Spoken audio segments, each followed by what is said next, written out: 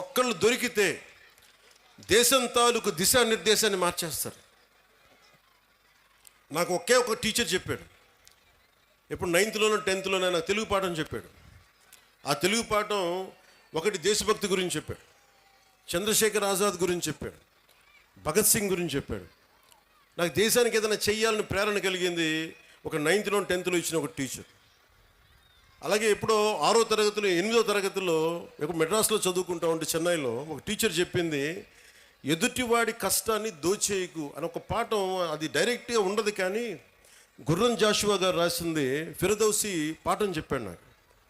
మాట ఇచ్చి నా గురించి నువ్వు నా కోసం శ్రమ కూర్చి రాయి అని ఇచ్చిన తర్వాత ఆ రాజు ఫిరదౌసికి డబ్బులు ఇవ్వడం. నాకు రక్తాన్ని కరిగించి రాశాను, నాకు ఇంటే ఆ మాట అన్నందుకు ఆయన మీద చంపేయడానికి రాజు పెడతాడు. ఆయన తప్పించుకొని తిరుగుతాడు. నాకు ఆ పాఠం నాకు నేర్పించింది ఏంటంటే, ఒకటి గుర్రం జాషువా గారి గొప్పతనం, 2 ఎదుటివాడి కష్టాన్ని మనం దొయ్యకూడదని. సో ఒక్కొక్క టీచర్ చాలా అద్భుతమైన పాఠాలు చెప్తారు. మీ హీరోస్ కూడా సినిమాల్లోనే చూసుకోకండి హీరోలని. నేను సినిమా హీరోగాని చెప్తున్నాను. హీరోలు మీకు ఎలా ఉంటారంటే, మీకున్న అధ్యాపకులు ఉండొచ్చు. ఒక టీచర్ ఇక్కడ పొద్దున్నే ఆవిడ పేరు మర్చిపోయాను నేను, బ్రాంజ్ మెడల్కి రెజ్లింగ్కి ఒక వ్యాయామం ఒక పీటీ టీచరు మీ విద్యార్థులను తయారు చేశారు. ఆవిడ వాళ్ళు వెళ్ళి బ్రాంజ్ మెడల్ కొట్టుకొచ్చారు. And she a hero for me. హీరోలు అంటే మీరు కేవలం సినిమాల్లో మీరే కదా మేడం, యువర్ ఎ హీరో. అంటే హీరోలు అంటే ఎంతసేపు సినిమాలో ఉండాలని అనుకోకండి. మామూలు కనిపిస్తారు, నల్లని హ్యాండ్ బ్యాగ్ పెట్టుకొని నవ్వుతా, పొద్దున్న లేచినప్పటి నుంచి వాళ్ళ బిడ్డలు బాగుండాలి. నాకు వాళ్ళు హీరోలు. నాకు వెంకటరామయ్య గారు మాస్టర్ ఒక ఆయన ఉండేవాడు. ఆయన నాకు చిన్నప్పుడు చెప్పిన పాఠాలు, వేమన శతకాలు గుర్తుండిపోయినాయి. నాకు ఆయన హీరో, నాకు ఆ టీచర్. సో మీరు గొప్ప గొప్ప వ్యక్తులతో పాటు మీ సినిమాలకు వెళ్ళండి, ఆనందించండి, అన్నీ చూడండి, కానీ మీకు నిజమైన విలువలు మీ కళ్ళ ముందే ఉంటారు. మీ అమ్మ నాన్న ఎంత కష్టపడతారో చూడండి. మా అమ్మ నాకు నేర్పించింది ఏంటంటే, మా అమ్మ నాన్న ఎక్కువ చదువుకోలే. మా నాన్న 10th క్లాస్తో ఆపేసినట్టున్నాడు మెట్రిక్ తోటి. తర్వాత ఆయన కానిస్టేబుల్ నుంచి ఉద్యోగంలో ప్రమోషన్స్ మీద వచ్చినాయి. మా అమ్మ 5వ క్లాస్తో ఆపేసింది. కానీ వాళ్ళిద్దరి విలువలు ఎంత మంచి విలువలు అంటే, రోజు మా అమ్మ సాయంత్రం సంధ్యా సమయం అవ్వగానే దీపం ఇంట్లో లైట్ వేసి దండం పెట్టుకునేది. నేను 2-3 సార్లు చూశాను, ఎవరికమ్మా దండం పెడుతున్నావు అన్న. ఏ దేవుడికి దండం పెడుతున్నాను అడిగితే మా అమ్మ అంది, నేను థామస్ ఆల్వా ఎడిసన్కి దండం పెడుతున్నాను అన్న, మనకు లైట్ ఇచ్చినందుకు, మన బల్బ్ ఇచ్చినందుకు, ఎలక్ట్రిక్ బల్బ్. ఆ విలువ చదువు వల్ల రాదు. నా పాయింట్ ఏంటంటే, మీరు పిహెచ్డీలు చదవండి, ఇంకోటి చదవండి, కానీ విలువతో కూడిన విద్య చాలా అవసరం. సో మీ తల్లిదండ్రులు అలా అంటారు. నా తల్లి హీరో, నా తండ్రి నాకు హీరో. ఎందుకంటే కష్టపడ్డాడు మా నాన్న. అలా మీ తల్లిదండ్రులు కూడా మీకోసం కష్టపడుతూ ఉన్నారు. విద్యార్థులు మీరు మీరు చూడాలి. పాపం మీ అమ్మగారు పొద్దున్నే లేచి మీకు బ్రేక్ఫాస్ట్లు చేసి, టిఫిన్లు చేసి, మధ్యాహ్నానికి ఏదైనా మళ్ళీ ఇంటికి వస్తే ఏదైనా తింటామని చెప్పి, వాళ్ళ కష్టాన్ని కూడా మనం గుర్తించామనుకోండి. తల్లిదండ్రుల కష్టం, వాళ్ళ చిన్నపాటి బరువు తగ్గిస్తే చాలు. ఇంటికి వెళ్ళి స్కూల్కి వచ్చి మన అధ్యాపకులకు చిన్నపాటి బరువును తగ్గిస్తే చాలు, మనం చాలా ఎదుగుతాం. అలాగే మీరు, నా కోరిక అంతా ఏంటంటే, మీరు అద్భుతంగా అవ్వాలి. 21వ శతాబ్దం మీది. మీరు ఎవరిని ఆచరిస్తారు, ఎవరిని చూస్తారు, మీరు వాళ్ళ తయారవుతారు. మీరు ఎంతసేపు సోషల్ మీడియాలో ఏమి చూస్తారో మీరు అదే అవుతారు. గుర్తుపెట్టుకోండి, యద్భావం తద్భవతి. మీరు ఎలా ఆలోచిస్తారో మీరు అలాగే తయారవుతారు. మీరు ఒక ఐన్స్టైన్ లాగా అవ్వాలనుకుంటే మీరు ఐన్స్టైన్ అవుతారు. లేదు, మీకు ఇష్టమైన ఒక వ్యక్తిని, ఎంత స్థాయి ఉందో మాకు తెలియదు, అతనే తయారవుతారు. కానీ విలువలు పాటించే వ్యక్తుల్ని మీరు ఆదర్శంగా తీసుకుంటే తప్ప మీకు మంచిది కాదు. నేను ఎప్పుడు కూడా నాకు చాలామంది సినిమా హీరోలు నాకు చాలా ఇష్టం. కానీ నేను తీసుకున్న హీరో నా టీచర్స్, నా హీరోలు. ఒక స్పోర్ట్స్ పర్సన్ ఒక వనజీవి రామయ్య, లేదంటే ఒక దశరథ్ మాంజీ, వాళ్ళు నడిస్తే రికార్డింగ్లు ఉండవు. నా సినిమాలు వేసినప్పుడు నేను నడిస్తే వెనకాల రికార్డింగ్లు ఉంటాయి. గెడ్డం తీసినా గెడ్డం ఉంచుకున్న సింహంలో డైలాగులు చెప్తే రికార్డింగ్లు ఉంటాయి. కానీ నిజమైన హీరోలకి రికార్డింగ్లు ఉండవు. కార్గిల్లో మన కోసం చచ్చిపోయిన హీరోలకి రికార్డింగ్స్ ఉండవు. దేశ భద్రత కోసం చచ్చిపోయారు వాళ్ళకి రికార్డింగ్లు ఉండవు. మనం గుర్తుపెట్టుకోవాల్సింది వాళ్ళని.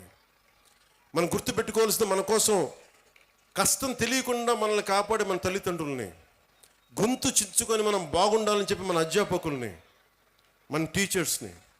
ఇంకా అన్నిటికంటే కూడా ఇందాక దారిలో వస్తూ ఉంటే మనకి చాలామంది మీకు శానిటేషన్ కోసం పనిచేస్తూ ఉన్నారు. మనకి వీధుల్ని శుభ్రంగా తుడిచే మన కుటుంబం అది. మన శానిటేషన్ వర్కర్స్కి మీరు గౌరవం ఇవ్వండి. అలాగే జపాన్ లాగా, నేను చిన్నప్పుడు మా ఇంట్లో బాత్రూమ్ నేనే కడిగేవాడిని. మా నాన్న మా అమ్మ మా చేత కడిగిచ్చేవాడిని. అలాగే మన స్కూల్ బాత్రూమ్స్ కూడా జపాన్లో స్టూడెంట్స్ బాత్రూమ్స్ వాళ్ళే కడుగుతారు. ఇక్కడ మనం వేరే వాళ్ళ చేత చేయిస్తాం. సో విద్యార్థులకి ఎప్పుడైతే మనం అలాంటి పనులు చేస్తామో, అంటే మనం వాడిన బాత్రూమ్స్ మళ్ళీ మనం కడగం, ఇంకెవరో కడగాలి, అలా కుదరదు. ఆ కల్చర్ అలవాటు చేసుకుంటే మీరు భవిష్యత్తు మీకు చాలా ఉన్నత స్థాయిలో ఉంటుంది. డిగ్నిటీ ఆఫ్ లేబర్ మీకు అలవాటు అవ్వాలి. నేను అందుకనే ప్రతిసారి పారిశుద్ధ కార్మికులకి నేను ఎందుకంత గౌరవిస్తానంటే, మీరు నాకు నిజంగా వాళ్ళ భవిష్యత్తు బాగుండాలని కోరుకుంటూ ఉంటాం. సో మీరు మీకు పనిచేసే టీచర్స్కి కానీ, వాచ్ సెక్యూరిటీ పీపుల్కి కానీ, శానిటేషన్ వర్కర్స్ కానీ, మీరు ఒక్కొక్కసారి చిన్న థ్యాంక్స్ చెప్పండి. విద్యార్థులకు చెప్తున్నాను, మీరు మా కోసం ఇంత చేస్తున్నారు, చిన్న థ్యాంక్స్ చెప్పండి. వాళ్ళ బిడ్డలు బాగున్నారు లేదని అడగండి. చాలా గొప్పగా ఉంటుంది. మా ఇంట్లో కొంతమంది సహాయానికి అప్పుడప్పుడు ఎవరైనా వస్తే వాళ్ళ బిడ్డల కోసం నేను ఎప్పుడు నా దగ్గర ఉన్న డబ్బులు ఇచ్చేవాడిని. వాళ్ళు ఎంత ఆనందం వేసేదంటే వాళ్ళ కళ్ళల్లో డబ్బులు ఇచ్చిన తర్వాత వాళ్ళకి అది మన వైపు కాంట్రిబ్యూషన్లా ఉండేది నాకు. సో మీరు నేర్చుకోవాలి అంటే heroes are all over, not just in cinema. మీకోసం పాఠాలలో ఉన్నారు హీరోస్, సరిహద్దుల్లో పనిచేస్తున్నారు, దేశం కోసం పనిచేసి ప్రాణాలను పణంగా పెట్టి చచ్చిపోయే పోలీస్ కానిస్టేబుల్స్ ఉన్నారు, కష్టం తెలియకుండా మేధస్సుతోటి పనిచేసే కలెక్టర్లు, ఐఏఎస్ లాంటి వాళ్ళు ఉన్నారు. మీరందరూ కూడా వాళ్ళని ప్రేరణగా తీసుకొని మీరు కూడా ఉన్నత స్థాయికి వెళ్ళాలని మనస్ఫూర్తిగా కోరుకుంటూ, మీ అందరికీ బంగారు భవిష్యత్తు ఉండాలని మనస్ఫూర్తిగా తెలియజేస్తుంది. ముఖ్యంగా ఇక్కడికి వచ్చిన తల్లిదండ్రులకి ఈ సమగ్రమైన ఈ తల్లిదండ్రులు అధ్యాపకుల ఈ కలయికని మీరు మరింత బలంగా ముందుకు తీసుకెళ్ళాలని కోరుకుంటూ ఇదే చెప్తున్నా. ఎందుకంటే సరస్వతి దేవిని పొగడాల్సిన నేల ఇది, హీరోలను పొగడాల్సిన నేల కాదు.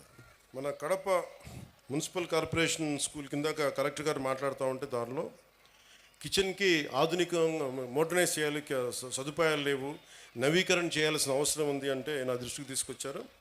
దానికి మన స్కూల్కి సంబంధించి, మన కడప మున్సిపల్ కార్పొరేషన్ స్కూల్కి సంబంధించి ఆ నిధుల్ని ఎంత ఖర్చు అయితే అంత నేను నా ట్రస్ట్ నుంచి మన స్కూల్కి, మన కడప మున్సిపల్ కార్పొరేషన్ ఈ కిచెన్ ఆధునీకరణకి నేను డబ్బులు అందజేస్తాను. అది మీరు ఎంత అంటే అంత. అలాగే ఒక ఆడపిల్లలు అడిగారు, అక్కడ ఆడబిడ్డలు అడిగారు నన్ను, ఆ పాపలు అడిగారు ప్రైజ్ ఇమ్మని. ఇందాక ఒక ప్రొఫెసర్ గారు కూడా అడిగారు, మీకు ప్రశంసా పత్రాలు కానీ అలాగే మీకు బహుమతులు కానీ ఏదైనా ఉంటే స్కూల్ యాజమాన్యం నా దృష్టికి తీసుకొస్తే దానికి సంబంధించిన నిధులు, దానికి సంబంధించినవి కూడా నేను సమకూరుస్తాను తెలియజేసుకుంటున్నాను. అలాగే బస్సు ఒకటి కలెక్టర్ గారు నా దృష్టికి చాలా కీలకమని చెప్పారు.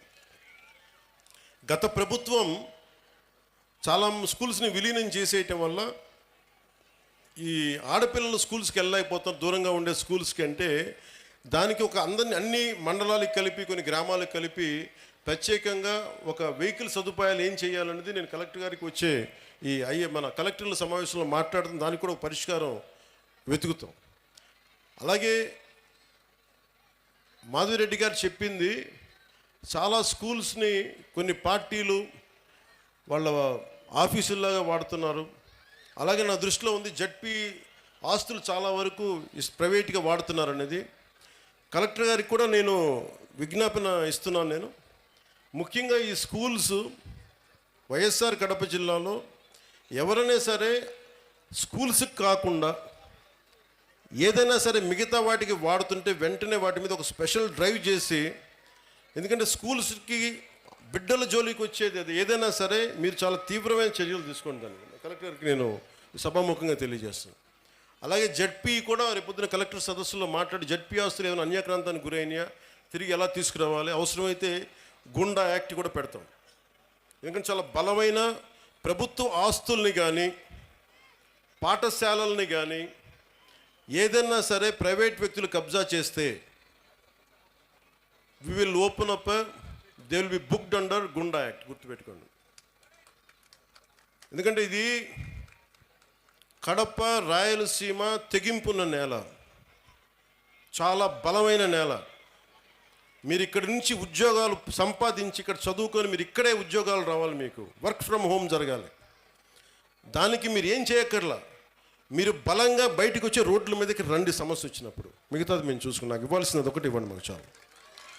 మిమ్మల్ని ఎవరిని ఏడిపిస్తున్నారు, ఆడపిల్లల్ని ఎవరిని ఏడిపిస్తున్నారు, బయటకు వచ్చి అధ్యాపకులు చెప్పండి, మా దృష్టికి వస్తుంది. అలాగే మీ అందరూ బాగుండాలని కోరుకుంటూ భవిష్యత్తులో మీకు ఏ అవసరాలు ఉన్నా సరే, మా ప్రభుత్వం నిధులు తక్కువ ఉన్నా కానీ మనసు చాలా పెద్దది. దారులు ఎతుకుతాం, కష్టపడతాం, అభివృద్ధిని చేస్తామని మనస్ఫూర్తిగా తెలియజేసుకుంటూ వేదిక పైన ఉన్న పెద్దలందరికీ మరోమారు ధన్యవాదాలు తెలుపుకుంటూ, మన స్కూల్ యాజమాన్యానికి ధన్యవాదాలు తెలుపుకుంటూ, కలెక్టర్ గారికి, ఎస్పీ గారికి, ఉన్నతాధికారులందరికీ ధన్యవాదాలు తెలుపుకుంటూ సెలవు తీసుకున్నాను. జై ఆంధ్ర, జై హింద్.